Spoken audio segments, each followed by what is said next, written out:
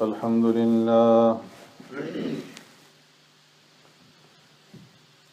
لله نحمده ونستعينه ونستغفره ونؤمن به ونتوكل عليه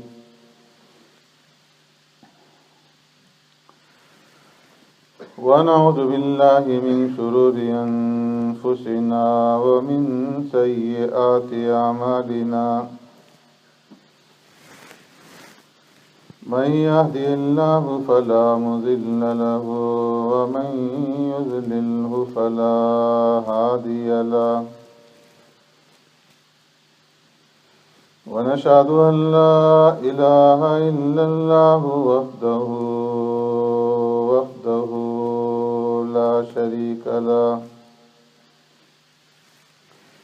ونشهد أن سيدنا وسندنا ونبينا ومولانا محمدا عبده ورسوله أرسله الله إلى كافة للناس بشيرا ونذيرا وداعيا إلى الله بإذنه وسراجا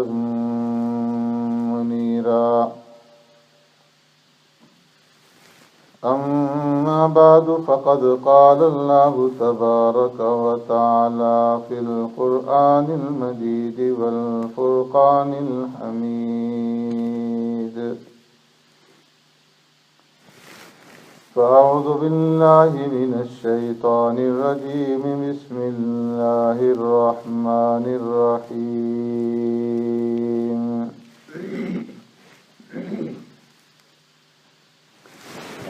ومن الناس من يشري نفسه ابتغاء مرضات الله والله رؤوف بالعباد صدق الله مولانا العظيم يا رب صل وسلم دائما أبدا على حبيبك خير الخلق كلهم هو الحبيب الذي ترجى شفاعته لكل هول من الأهوال مقتحم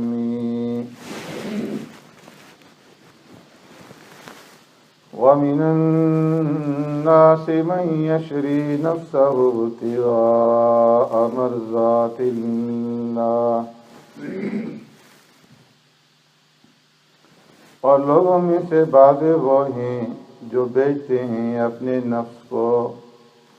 اللہ تبارک و تعالیٰ کی رضامندی اور اس کی خوشنودی چاہنے کے لیے واللہ رؤوف بالعباد اور اللہ تبارک و تعالیٰ بڑا ہی مہربان ہے اپنے بندوں پر آمنت باللہ و بآیاتی حضرات گرامی،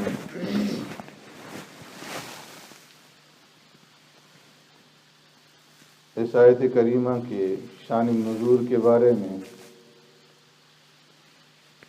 گزشتہ جمعہ میں نے عرض کیا تھا کہ مختلف روایات ہیں، جن میں سے ایک روایت آپ حضرات کے سامنے عرض کر دی گئی تھی کہ یہ آیت کریمہ بعض مفسرین کے مطابق حضرت صہیب رومی رضی اللہ تعالیٰ عنہ کے حق میں نازل ہوئی، اور حضرت صہیب رومی رضی اللہ تعالیٰ عنہ کا ہجرت کا واقعہ بھی آپ حضرات کے سامنے عرض کر دیا گیا تھا۔ بعض حضرات فرماتے ہیں کہ یہ آیت کریمہ ان لوگوں کے حق میں نازل ہوئی کہ جنہوں نے ابتدائے اسلام میں کفار کی طرف سے بہت زیادہ اذیتیں اور تکلیفیں برداشت کی، اور کفار جو نے دین اسلام سے پھیرنا چاہتے تھے وہ اسلام کے اوپر ثابت قدم رہے، ہر طرح کی قربانی دی لیکن دین سے نہیں پھرے۔ ان میں حضرت عمار ابن یاسر رضی اللہ تعالیٰ عنہ اور حضرت عمار ابن یاسر رضی اللہ تعالیٰ عنہ کی والدہ حضرت سمیہ رضی اللہ تعالیٰ عنہ اور والد حضرت یاسر رضی اللہ تعالیٰ عنہ بلال حبشی رضی اللہ تعالیٰ عنہ، اور اسی طریقے سے دیگر حضرات تھے کہ جنہیں بے شمار اذیتیں اور تکلیفیں دی گئیں لیکن وہ دین سے نہیں پھرے۔ حضرت عمار ابن یاسر رضی اللہ تعالی عنہ کی والدہ پہلی خاتون ہیں کہ جنہوں نے اسلام کے اندر شہادت کا مرتبہ پایا۔ جب کسی طریقے سے بھی اسلام اور دین سے پھیرنے کے لیے لوگ کامیاب نہ ہوئے تو ابو جہل لعین نے اس کی دونوں ٹانگوں کو 2 اونٹوں کے ساتھ باندھ کر کے مختلف سمتوں میں ان دونوں اونٹوں کو چلا دیا اور ان کے جسم کے 2 ٹکڑے ہو گئے، اور اس طریقے سے انہوں نے جام شہادت نوش فرمایا۔ حضرت عمار ابن یاسر رضی اللہ تعالیٰ عنہ کے والد حضرت یاسر رضی اللہ تعالیٰ عنہ کو بھی شہید کیا گیا۔ حضرت خباب ابن ارت رضی اللہ تعالیٰ عنہ مکہ مکرمہ سے مشرکین کے چنگل سے نکل کر کے بھاگے، مدینہ منورہ کی طرف ہجرت فرمائی، اور حضرت بلال رضی اللہ تعالیٰ عنہ کو سیدنا صدیق اکبر رضی اللہ تعالیٰ عنہ نے خرید کر کے آزاد کیا۔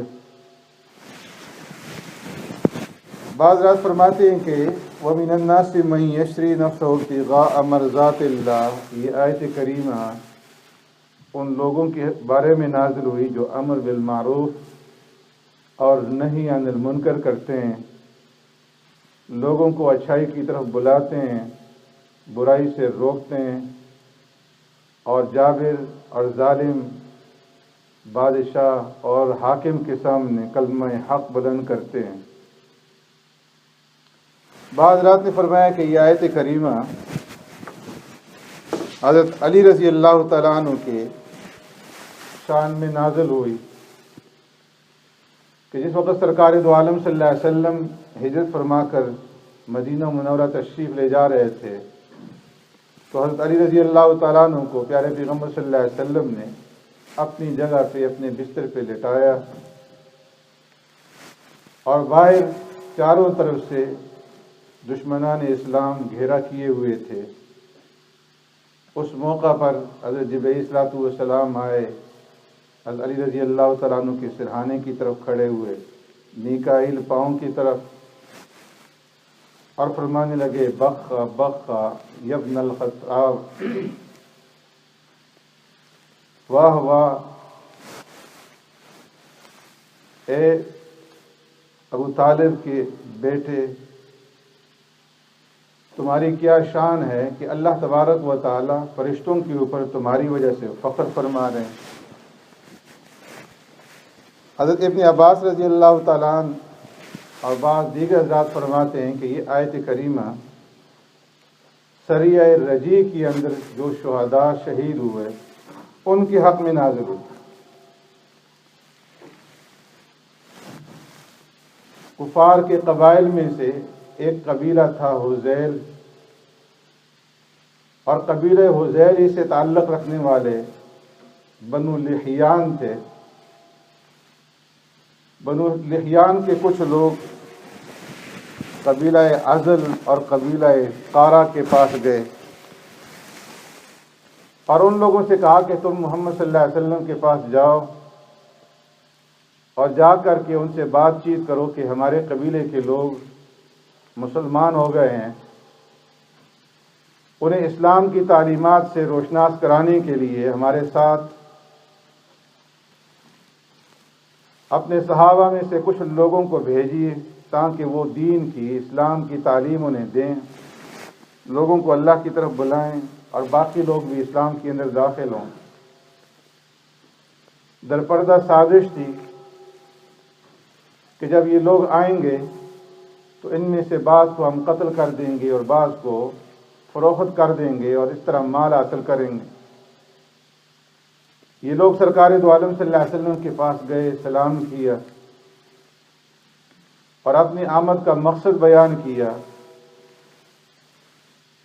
کہ ہم مسلمان ہو چکے ہیں اور ہمیں اسلامی تعلیمات سے روشناس کرانے کے لیے آپ علماء اور قراء کی جماعت ہمارے ساتھ بھیجیں تاکہ وہ ہمیں اور ہمارے قبیلے والوں کو اسلام کی تعلیمات سے روشناس کرائیں۔ پیارے پیغمبر صلی اللہ علیہ وسلم نے حضرت خبیب ابن عدی رضی اللہ تعالیٰ عنہ جو انصار میں سے تھے اور اوس قبیلے سے ان کا تعلق تھا، ان کو، زید ابن دسنہ رضی اللہ تعالیٰ عنہ کو اور خالد ابن بکیر رضی اللہ تعالیٰ عنہ، عبداللہ ابن طارق رضی اللہ تعالیٰ عنہ، ان حضرات کو بھیجا اور ان کے اوپر عاصم ابن ثابت رضی اللہ تعالیٰ عنہ کو امیر مقرر فرمائے۔ ابو ہریرہ رضی اللہ تعالیٰ عنہ کی روایت کے مطابق سرکار دو عالم صلی اللہ علیہ وسلم نے 10 آدمی بھیجے اور ان کا امیر حضرت عاصم ابن ثابت رضی اللہ تعالیٰ عنہ کو مقرر فرمایا۔ یہ سارے قراء تھے اور دین کے جاننے والے علماء تھے۔ جس وقت یہ لوگ رجی کے مقام پر پہنچے جو مکہ اور مدینہ کے درمیان میں ہے، عسفان اور مکہ کے درمیان میں، تو وہاں پر ان لوگوں نے قبیلہ لحیان والوں کو اطلاع کر دی اور 200 آدمی جن میں سے 100 آدمی تیر انداز تھے وہ ان لوگوں کا احاطہ کرنے کے لیے، ان کا محاصرہ کرنے کے لیے پہنچ گئے، چاروں طرف سے گھیر لیا۔ حضرت عاصم بن ثابت رضی اللہ تعالیٰ عنہ نے اپنے ساتھیوں سے کہا کہ اس ٹیلے پر، اس پہاڑی پر چڑھ جاؤ۔ سارے حضرات اس پہاڑی پہ چڑھ گئے اور وہاں سے ان کا مقابلہ شروع کیا۔ انہوں نے جب دیکھا کہ یہ تو پہاڑی پر چڑھ گئے ہیں اور مقابلہ آسان نہیں ہے، تو انہوں نے دھوکہ اور فریب دینے کی کوشش کی اور کہا کہ تم لوگ نیچے آؤ، ہمارا تمہارے قتل کرنے کا کوئی ارادہ نہیں ہے، ہم تمہیں پناہ دیتے ہیں۔ حضرت عاصم بن ثابت رضی اللہ تعالیٰ نے فرمایا کہ ہمارے لیے اللہ کی پناہ کافی ہے اور ہم کفار کی پناہ میں نہیں جانا چاہتے۔ حضرت خبیب بن عدی رضی اللہ تعالیٰ عنہ اور زید ابن وسنہ رضی اللہ تعالیٰ عنہ اور بعض روایات کے مطابق عبداللہ ابن طارق رضی اللہ تعالیٰ عنہ، یہ حضرات نیچے اتر آئے، اس لیے کہ عرب کے اندر یہ دستور تھا کہ جب کوئی یہ کہہ دیتا کہ میں تمہیں پناہ دیتا ہوں تو اس کے اندر غلط بیانی نہیں ہوتی تھی۔ جب یہ دونوں حضرات نیچے اترے تو انہیں قید کر لیا گیا۔ حضرت عاصم بن ثابت رضی اللہ تعالیٰ عنہ اور ان کے جو سات ساتھی تھے انہوں نے مقابلہ کیا، اور روایت کے اندر آتا ہے کہ حضرت عاصم بن ثابت رضی اللہ تعالیٰ عنہ کے ترکش میں 7 تیر تھے۔ انہوں نے جوان مردی کے ساتھ مقابلہ کیا اور ایک ایک تیر چلا کر کے قبیلہ بنو لحیان کے بڑے بڑے آدمیوں کو جہنم واصل کیا۔ اور جب سارے ساتھی شہید ہو گئے اور وہ لوگ قریب آ گئے تو حضرت عاصم رضی اللہ تعالیٰ عنہ نے اللہ تبارک و تعالیٰ سے دعا کی، اللہم اخبر عنا رسولک، اے اللہ اپنے رسول کو ہمارے اس بارے میں اطلاع کر دیجئے اللہ کے رسول نے ہمیں دین کی ترویج اور ارشاد کے لیے بھیجا، اور ان لوگوں نے ہمارے ساتھ فریب اور دھوکہ کیا اور یہ ہمارے قتل کے درپے ہو گئے، اے اللہ ہماری یہ خبر اپنے رسول تک پہنچا دی۔ اسی سے یہ بات معلوم ہوئی کہ اللہ کے رسول صلی اللہ علیہ وسلم اگر عالم الغیب ہوتے، غیب کا علم ہوتا، تو وہ اپنے ان صحابہ کو ان لوگوں کے ساتھ نہ بھیجتے۔ اور حضرت عاصم رضی اللہ تعالیٰ عنہ یہ دعا نہ کرتے کہ اے اللہ اللہم اخبر عنا رسولک، ہماری خبر اپنے رسول تک پہنچا دیجیے۔ اگر رسول وہاں پہ حاضر ہوتے، رسول عالم الغیب ہوتے، تو اس دعا کی ضرورت نہیں تھی۔ اور عاصم رضی اللہ تعالیٰ عنہ نے اللہ سے یہ دعا کی کہ اے اللہ اللہم انی قد احمیت دینک فی صدر النہار فحم لحمی فی آخر النہار، اے پروردگار آج کے دن کے آغاز میں نے تیرے دین کی حفاظت کی اور اس کی خاطر لڑا، دن کی اختتام کے اوپر اے اللہ تو میرے جسم کی حفاظت فرما، میرے گوشت پوش کی حفاظت فرما۔ اور دعا کی وجہ یہ تھی کہ ایک عورت جس کا بیٹا جنگ بدر کے اندر مارا گیا تھا، حضرت عاصم ابن ثابت رضی اللہ تعالیٰ عنہ نے جنگ بدر میں اس کو مارا تھا، اس نے یہ نظر اور منت مانی تھی کہ اگر عاصم کا سر مجھے کوئی لا کر کے دے گا تو میں اس کے سر کے اندر شراب بھر کر کے پیوں گی اور اپنی انتقام کی آگ کا بدلہ لوں گی۔ اور بعض روایت سے معلوم ہوتا ہے کہ اس نے 100 اونٹوں کا بھی انعام کا اعلان کیا تھا۔ تو حضرت ثابت رضی اللہ تعالیٰ عنہ نے، عاصم ابن ثابت رضی اللہ تعالیٰ عنہ نے اللہ سے دعا کی کہ اے اللہ میں نے تیرے دین کی خاطر تیرے راستے میں یہ قربانی دے رہا ہوں، میرے جسم کی حفاظت فرمانا۔ تو جس وقت وہ شہید ہو گئے اور قبیلہ حذیل کے لوگوں نے یہ چاہا کہ اس انعام کو حاصل کرنے کے لیے اس کے سر کو کاٹ کر کے اس عورت کے پاس پیش کیا جائے، انعام لیا جائے، سر کاٹنے کے لیے آگے بڑھے، تو اللہ تبارک و تعالیٰ نے ان کے جسم کی حفاظت کے لیے شہد کی مکھیوں کو بھیج دی، اور شہد کی مکھیاں ان کے اوپر حملہ آور ہوئیں، ان کی لاش کے قریب نہ آ سکے، یہ کہہ کر کے چلے گئے کہ جب اندھیرا چھا جائے گا اور یہ مکھیاں دور ہو جائیں گی تو اس وقت آ کر کے ہم ان کا سر کاٹ لیں گے۔ فرمایا کہ جس وقت اندھیرا چھایا تو اللہ تبارک و تعالیٰ نے بادل بھیج دیے، زور کی بارش ہوئی، پانی کا ریلا آیا، اور عاصم رضی اللہ تعالیٰ عنہ کی لاش کو اپنے ساتھ بہا کر کے لے گیا، اور بعض روایات کے مطابق 50 مشرکین بھی اس پانی کے ریلے کے اندر ہلاک ہوئے اور جہنم واصل ہوئے۔ اس طرح اللہ تبارک و تعالیٰ نے حضرت عاصم بن ثابت رضی اللہ تعالیٰ عنہ کی حفاظت فرمائی۔ فاروق اعظم رضی اللہ تعالیٰ عنہ کو جب یہ خبر ملی تو فرمایا اللہ کی عجیب شان ہے کہ بعض اللہ کے ایسے بندے ہوتے ہیں کہ اللہ زندگی میں بھی ان کی حفاظت فرماتے ہیں اور ان کے مرنے کے بعد بھی ان کی حفاظت کی جاتی ہے۔ اور فرمایا کہ حضرت عاصم رضی اللہ تعالیٰ عنہ نے یہ نظر اور منت مانی تھی کہ میں کبھی بھی مشرک کو نہیں چھوؤں گا، کبھی مشرک کو مس نہیں کروں گا، ٹچ نہیں کروں گا، اور نہ ہی مشرک کو اپنا جسم مس کرنے دوں گا، ٹچ کرنے دوں گا۔ تو اللہ تبارک و تعالیٰ نے زندگی کے اندر بھی حفاظت فرمائی اور مرنے کے بعد بھی حفاظت فرمائی کہ مشرکین ان کے جسم کو نہیں پہنچ سکے، اور اللہ تبارک و تعالیٰ نے ان کے جسم کی اس طرح حفاظت فرمائی اور بے حرمتی سے بچا لی۔ حضرت زید ابن دسنہ رضی اللہ تعالیٰ عنہ اور حضرت خبیب ابن عدی رضی اللہ تعالیٰ عنہ اور حضرت عبداللہ ابن طارق رضی اللہ تعالیٰ عنہ، ان تینوں کو ان حضرات نے قید کر کے مکہ مکرمہ بھجوا دیا، اور راستے میں زہران کے مقام پر عبداللہ بن طارق رضی اللہ تعالیٰ عنہ نے کسی طریقے سے اپنے آپ کو چھڑا کر کے ان سے تلوار لے لی، لیکن ان لوگوں نے پتھر مار مار کر کے انہیں بھی شہید کر دیا۔ اب حضرت زید ابن دثنہ رضی اللہ تعالیٰ عنہ اور حضرت خبیب رضی اللہ تعالیٰ عنہ کو لے گئے مکہ، اور ان کو وہاں پر لے جا کر کے ان لوگوں پہ فروخت کر دیا جن کے رشتہ دار بدر کے اندر مارے گئے تھے۔ امیہ ابن خلف کے بیٹے صفوان نے، جو بعد میں مسلمان ہوئے، انہوں نے حضرت زید ابن دثنہ رضی اللہ تعالیٰ عنہ کو خرید لیا اپنے باپ کا، امیہ ابن خلف کے خون کا بدلہ لینے کے لیے، اور قید کرنے کے بعد اپنے غلام کے ہاتھوں انہیں قتل کرنے کے لیے، شہید کرنے کے لیے